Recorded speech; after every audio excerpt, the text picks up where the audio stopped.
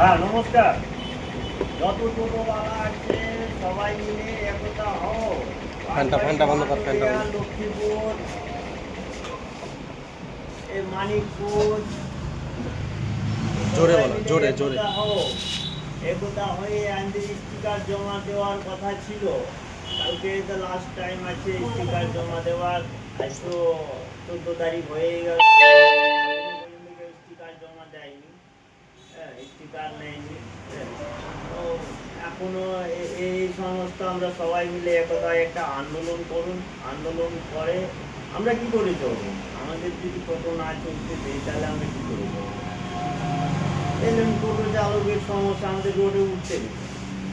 আমাদের এই পশ্চিমবাংলার এই পরিবহন মন্ত্রী একটা আইন করে দিয়েছে এখন, কিন্তু আমাদেরকে তো এখন বাঁচতে হবে।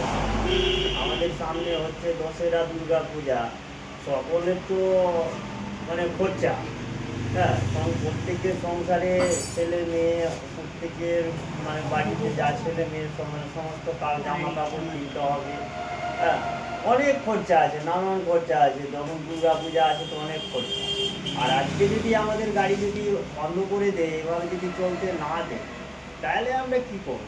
তাহলে তো আমাদের তো না খেয়ে মানে এই হিসাবে মরে যাচ্ছে। হ্যাঁ, তাহলে এটা এটা নিয়ে সবাই মিলে এটা আন্দোলন করেন। হ্যাঁ, একটা টাইম নেবেন, টাইম ওখানে জানা অনুযায়ী। যা কি করছে, দেখ হ্যাঁ, যা যা। টাইম অনুযায়ী এটা মানে এটা টাইম নিয়ে আর আপনারা এটা একটা আন্দোলন করেন। যদি একটা দিন টাইম নেন, টাইম নিয়ে সবাই মিলে একতা। হ্যাঁ, এটা মিছিল বের করে করে নিয়ে আপনি এটা ফাইনাল করুন। কারণ বেশি দিন তার সময় নাই, আর কয়েকটা দিন সময় আছে। হ্যাঁ, তারপরে আপনার সমস্ত হয়তো যাদের লাইসেন্স নাই, যাদের হয়তো কোনো প্লেট নাম্বার নাই, বা যাদের প্লেট নাম্বার আছে হয়তো লাইসেন্স নাই, বা হয়তো কারো স্টিকার আছে আগেকার, ওটা তা মানছেই না। এখন নতুন করে স্টিকার, ওই সমস্ত স্টিকার হয়তো লাগাতে হবে। যার যেদিকে বাড়ি সেদিকে সেভাবেই সে মানে চালাবে। এটা আইন করেছে। আমরা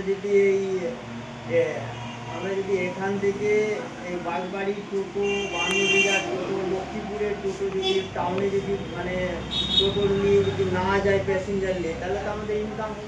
আমরা এখান থেকে যদি বাগবাড়ি থেকে যদি রোডবাড়ি রেলগেট পর্যন্ত যাই, তাহলে যে 2 কিলোমিটারের মধ্যে আমরা তো ক টাকা ইনকাম করবো? ইনকাম হবে না। এই জন্য সবাই মিলে আন্দোলন করুন, যেন আমরা বাগবাড়ি, বান্ধবীরা, লক্ষ্মীপুর, মানিকপুরে টোটোওয়ালা সবাই মিলে একটা আন্দোলন করে, যেন আমরা টাউনে চলতে পারি। সেভাবে একটা আন্দোলন করুন, সেভাবে একটা মিটিং করতে হবে। হ্যাঁ, এই বলে আমার বক্তব্য সমাপ্তি করছি।